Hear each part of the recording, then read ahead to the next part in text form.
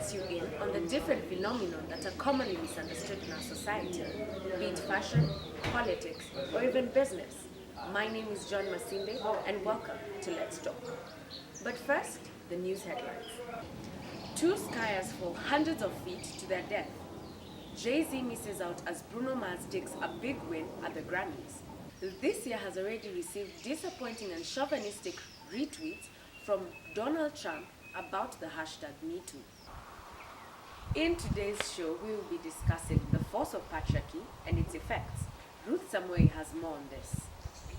Patriarchy is the invisible force that seems to govern our society without any recognition. But the question is, do people really understand the meaning of patriarchy and its effects? Patriarchy to me is the domination of the male gender dominating institutions, socially, economically, and politically. And for me, I find it very unfair to women because once you find yourself affected by patriarchy, it denies you opportunities, equal opportunities to that of men, more of gender equity than patriarchy. My understanding of patriarchy is, I think it's a good thing because naturally that's what men have been instilled with, that leadership aspect, and I don't think it's bad at all, though if it were to be used to diminish or demean the woman, that's when it becomes a problem. What is patriarchy? It's a male-dominated society in terms of leadership and decision making. Is a patriarchal society beneficial? Not really. When it comes to leadership and decision making, first of all, in decision making, I think anyone can make a sound decision, regardless of the gender. Can patriarchy be eliminated in our society? Yes, How? but it will be a gradual process. There has to be a civic education, especially to female gender. They are more of leaning toward men's decisions rather than making their own decision. How do we eliminate this invisible force if people aren't aware of its forces? Do you think the society understands what patriarchy is? If you're talking about the African society, I think they understand because naturally we were born and raised to know that the man is the authority. And of course I'm saying we because it's a general perspective. Patriarchy in this society, the African society, is very acceptable, well, until recently. With that understanding that we've been raised in a society that is men-led, so does it shape how we think, how we behave, how we act?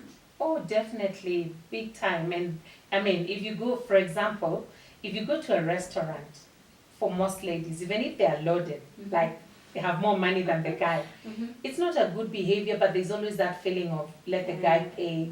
If you ride in a matatu, if you're not driving, there's always that thing of, even if it's a group of ladies with one guy, they want the guy to pay. So that tells you how much it's deep in us without our knowledge. And I'm not saying it's good, neither is it bad. It depends on how you look at it. And in the effects, can I say that are there some effects that we are suffering from or we are facing because of patriarchy?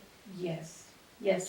They're there because, for example, if we have a female boss in an organization, any decision she makes is questioned based on her gender, not because of her thinking capacity or her brightness. It's more like, oh, because she's a lady, she's doing this to us because she's a lady. Or if she's given prominence in either media, it's always the female CEO. They don't look at the CEO first, they look at the female CEO. It's like you really need to work double hard to be accepted without your gender being mentioned somewhere. So we have those challenges. Yeah. So how can is there a possibility that patriarchy can be eliminated? First of all, we don't need to eliminate it at all because, again, depending on your religious beliefs, the man has his, first of all, man is always strong physically, even though I know that can be argued because there's some women that are more stronger physically. But if you say we eliminate it, it's like saying let's go the other direction. But is that the way we really want to go? I think the issue is we need to understand our positions as women, and the men need to understand their positions, and then we complement each other and not compete with each other. So, well, currently we are dealing with women empowerment. So, is that a threat to, let's say, patriarchy? Because from this understanding, maybe you will correct me if I'm wrong, I tend to understand you are in support for patriarchy, not men chauvinism, obviously. Yeah, not at all. So, with the rise of women empowerment, is that being a threat to patriarchy? I don't think so, because one, a woman is someone that will go out of their way to sacrifice their lives for the good of the others. And I'm not saying that men will not do that, but you've heard of scenarios where a man will walk away from his family and never turn back. Go begin another family and completely forget that there existed another family. But then I say, not all men do that. But a woman will even sacrifice her education, her, upkeep to make sure the children and the greater family, do better. So basically, at the end of it all, woman empowerment is a plus. Patriarchy is the elephant in the room that we never talk about. But how could it not affect the planet radically when it's the superstructure of society? That was Ruth Samuel reporting for Let's Talk Politics. Today we have the privilege to interview one of Daystar student leaders 2017-2018, which I must mention is the first time in history where the chair and the vice chair are both ladies. She is currently the vice chair of DUSA. Welcome, Colette. Thank you very much. Some people would define it as an invisible force that dictates how we act, how we react. Has it in any way, has it impacted how you think or how you even vie for leadership? Yes, it has actually affected how, or rather it used to affect how I think. And as you said, I would concur with you, it's an invisible force. So you get, it's something that was encultured in you, or you grew up with without knowing, and you're always taught to believe that you can never amount to something that a male can, or you'd always be second. You're always meant to be second. So you're not told, but you're told. Yeah, true. And it's a silent, loud voice. Yeah. I know we're talking in very many parables today, Yeah. but it's a silent, loud voice. That's true. So actually, coming into position, many people don't know about this, but before I thought of vying for DUSA, in high school I was the school captain. So in a normal case, it would mean that I would go for president as well, coming to campus. But I happened to have a group of friends around me who told me, yes, they believe in me and all that, but they just got some doubts in me and told me that I couldn't go for president. And yeah, I knew I could go for whatever position, because I mean, the way I've been brought up, you can go for anything you want if you believe and all that. Yeah. But I think it actually stopped me from going for the highest position. And right now when I'm in I'm like, yeah, I could have handled one. I could have gone through that, and I'd have made a good president if I actually vied for that position. But for me, I thought it was good for me to be second best. And the justifications I gave myself is, the second one is always the backbone, I help the one who is there. But to be honest, it was because I thought I wouldn't win because I'm a lady.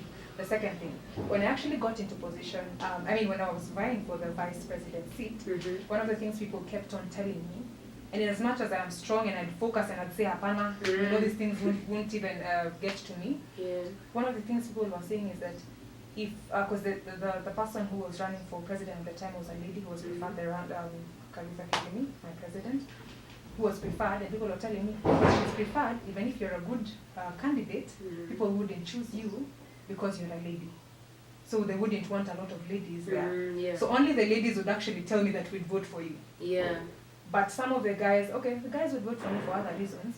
But yeah, but what I was getting was that maybe you shouldn't, because I think those are some of the challenges that I went through as I was trying for the position. Now that you're in leadership, Yeah. are there challenges that you've experienced because of your gender? Being in a Christian institution. Wow. I wouldn't want to narrow it down to the Christianity bit, but I'll talk about generally the society, because Christianity falls in the society so in as much as it's a religion.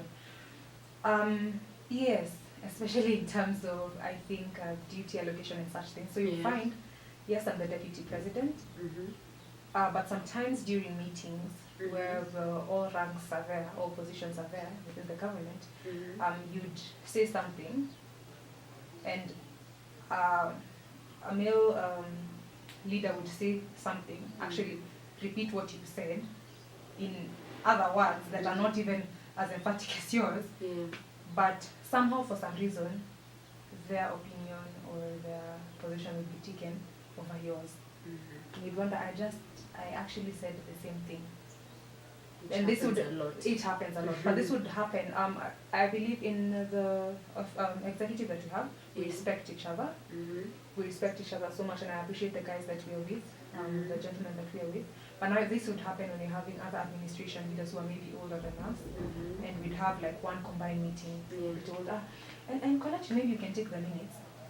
I realize it's something that is enculturated in us. It's an ideology and a perception, and in fact, it's not a perception. It's deeper than that. Yeah, it's something that we should get rid of, because even us as ladies, we've started believing that we can never, or we cannot be as good as men.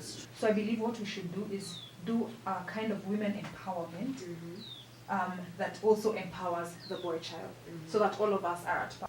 The famous Karl Marx once said, "The social progress of a society is only measured by the social positioning of the female sex." My name is John Masinde, and this has been Let's Talk Politics.